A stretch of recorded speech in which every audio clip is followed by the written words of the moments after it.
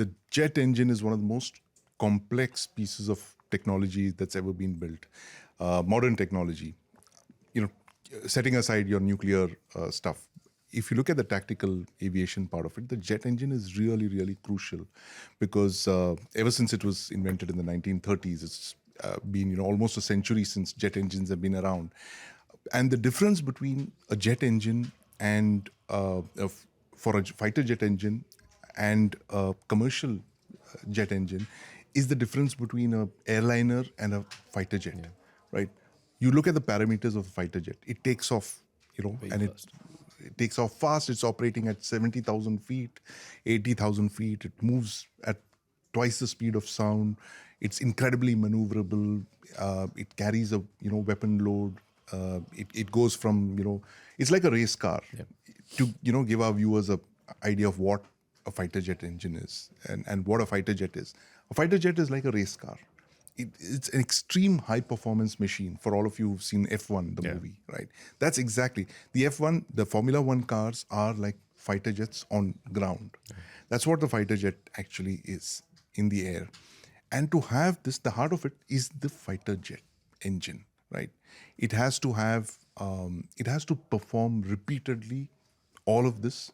It's unlike a rocket engine. A rocket engine, now a lot of people would say that it has to, just take off once. It's not reusable, right?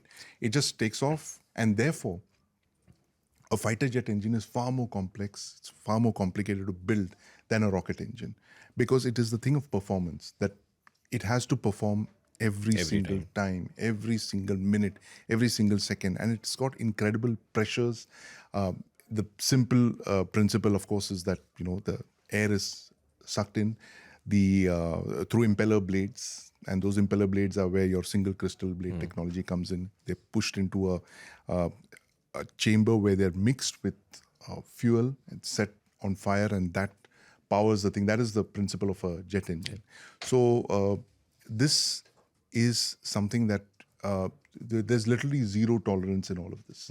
The metal has to be extraordinarily flexible. It has to be ductile. It has to operate in below zero because you're going at altitudes of 60,000 feet and all that. It has to the temperatures there are so 20, -20, -30, and then it suddenly comes down to sea level where the temperatures are. All these temperature fluctuations and all that, it is just to operate in those conditions. So, and the fighter jet engine has to operate every single time.